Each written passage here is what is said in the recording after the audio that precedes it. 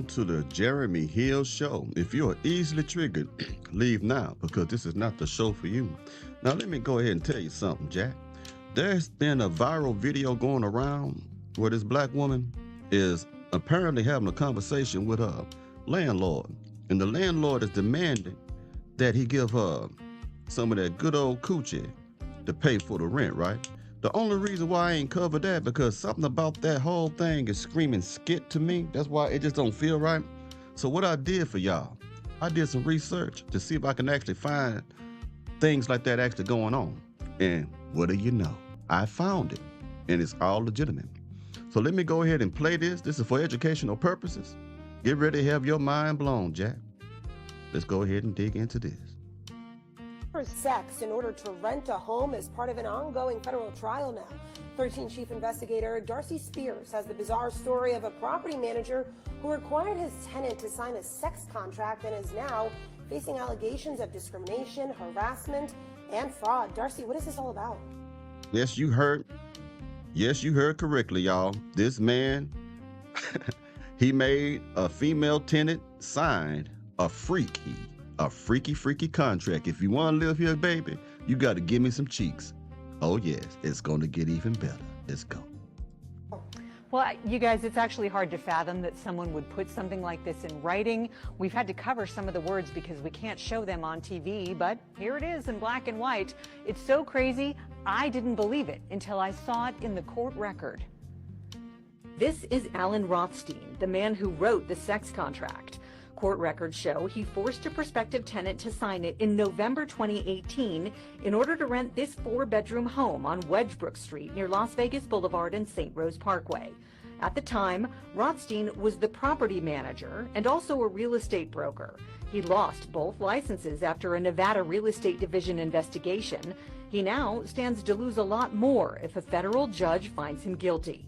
He's currently on trial for violations of the Fair Housing Act in this lawsuit filed by his former tenant. And the facts are unlike anything this experienced housing lawyer has ever seen.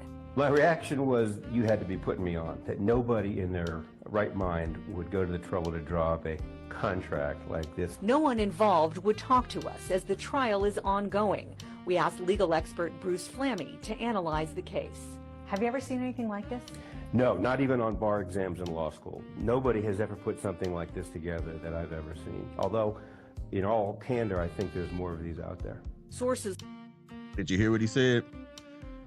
It's written down in contract that a lot of these women have to give up them cheeks to stay in these apartments. See, this is one of the main reasons why you women who say you don't need a man actually need a man, because I guarantee you that he wasn't passing out this contract to women who had boyfriends or husbands. I bet you anything he wasn't doing that right there. And it's kind of funny in a way.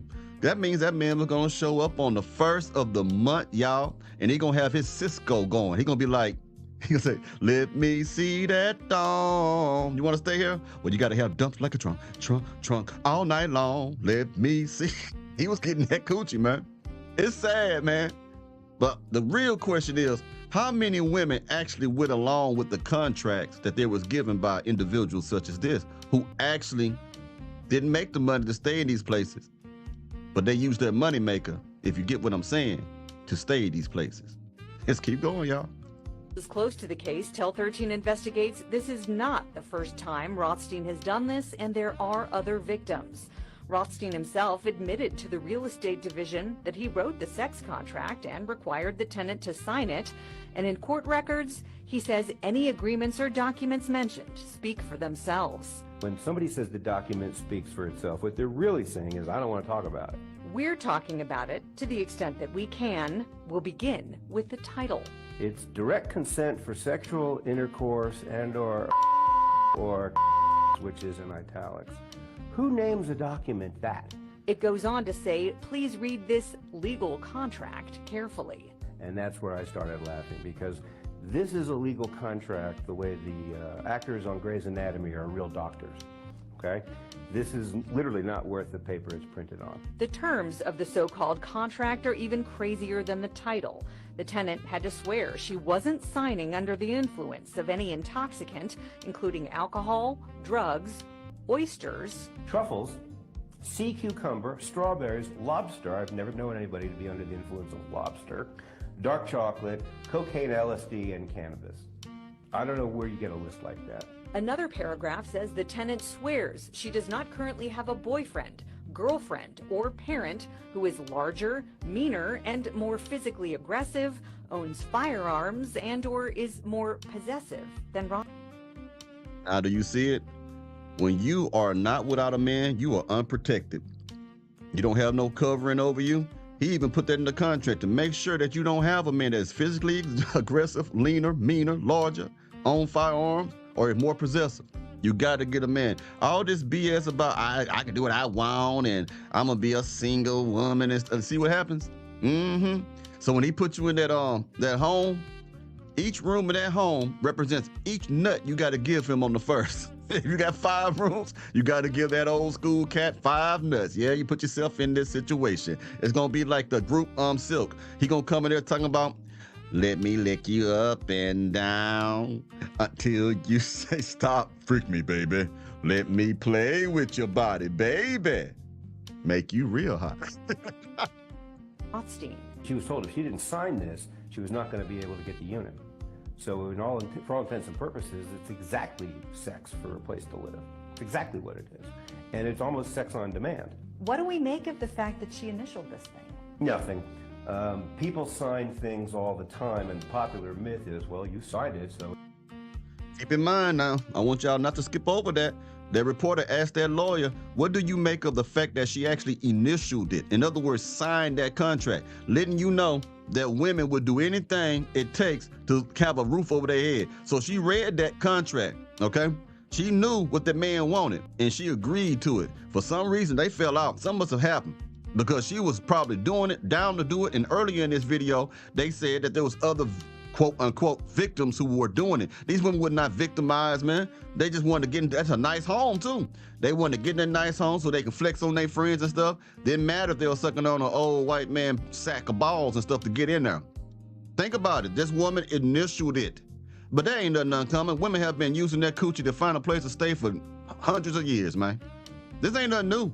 It's just more in the limelight. This is just a funny thing. That's why I'm laughing at it so much, man. But it is what it is. Let's keep going, y'all. It's binding. Now, there are a variety of things you can sign that are not binding. Any contract that is against the law or public policy is not binding. So why would anyone sign anything like this? Court documents say in August 2018, the tenant and her 5 children were homeless, living from week to week in a residential hotel. The Southern Nevada Regional Housing Authority threw them a lifeline, approving them for Section 8, a federal program that funds local public housing authorities to help low-income families rent from private landlords. Yeah, she was put on Section 8, that dick up. One of the provisions of Section 8 is that once you're approved, you have to find a residence that will be covered by the program within about 60 days of when you're approved. Now, depending on where she was in that 60-day window when this thing came up, she may not have had other options. Court records say she'd been allowed to move in and paid out of pocket to fix up the house so HUD would approve it. So when you slap this document down in front of her and say, sign this or you have no place to live, that's coercion, that's duress, and I believe it's a violation of federal law. The tenant's lawsuit alleges several other violations, including charging illegal fees and wrongful eviction after she refused any sexual encounters. In court records, Rothstein disputes any fair housing violations. Attorney Falami says no matter the outcome of the civil trial, accountability shouldn't stop there. There may or may not have been crimes committed here. The word extortion flashes in my mind in this kind of situation. But that's not what this trial is about that's going on in federal court right now. But this is a good example of a case where maybe somebody ought to go to jail. When the real estate division revoked Rothstein's licenses, state investigators found he listed a fake address for his brokerage. The state also found he repeatedly made unwanted sexual advances when he had the tenant come to his home to sign documents. He was fined $94,000 in that, and we will update this story with the outcome of the federal case. It's a lot of money spent on some coochie, $94,000. I'm telling you, I keep telling you, the life out here is about pimp game, man. You are always in the pimp game. Even though you don't think you are, even though you think you're not participating, the game is all about pimping. This is some pimp stuff that's going on right here. It's crazy. It's crazy. Oh my God, man. I thought it was so hilarious when I seen this clip, y'all. This is crazy, man. But like I said, she signed the contract. She understood what it was. She even spent money to fix up the place so that she can pass housing. So she was cool. She was cool with spending some money to fix up the place because she wasn't gonna be paying no rent. Know what I mean? Just so that she can go ahead and, give them some coochie. Now, when you own housing, you don't spend that much money. I know some people only got to spend about $20 a month for where they stay at. Come on, man. Really? Man, these wouldn't be hoeing like hoes, boy. Case. This is absolutely wild, Darcy. But you kept mentioning a property manager. Was there any landlord that was involved in this? Well, he was the landlord, but there was also a homeowner. Okay. And the homeowner contracted with Rothstein as the property manager to execute the lease. He's the only one who met with the tenant. The homeowner was originally named in the lawsuit, but then was later dropped from it. And we should mention that the homeowner, who has since sold the home, is the one who filed the complaint with the real estate division in 2020, which led to Rothstein losing his licenses so that he can't continue doing this. Boy. Oh man, it's crazy. Just a reminder, probably might be the last video today. My allergies kicking in too, matter of fact, but there will be a live stream this Sunday at 5:30 Central Standard Time on the Jeremy Hill Show. 5:30 Central Standard Time this upcoming Sunday. There will be a live stream about how to cut people off and why you should cut people off. Also, for all you women out there who don't mind this thing, let me say this for the mustard back heifer who want to give me mustard back heifer talk. Oops, excuse me. There it is. Let me tell you, I don't have no problem exchanging my coochie for a place to live. My mama did it, my grandma did it, my sisters do it, and my aunt do it. I'm a mustard back heifer. I love to get what I want by using my coochie. I will eat your booty. I will do everything you want. Just don't make me work. Don't give me a job to where I can pay for it. Let me just spread my legs, man. I'm talking about let me have one leg pointed east and the other pointed west. Why? Because I am a mustard back heifer. Can you dig it?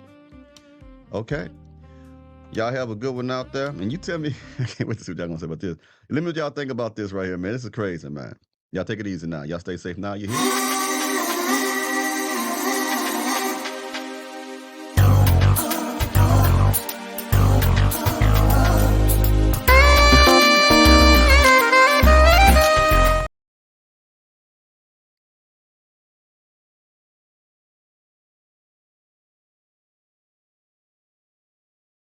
Oh, it's still going. I thought it was over with.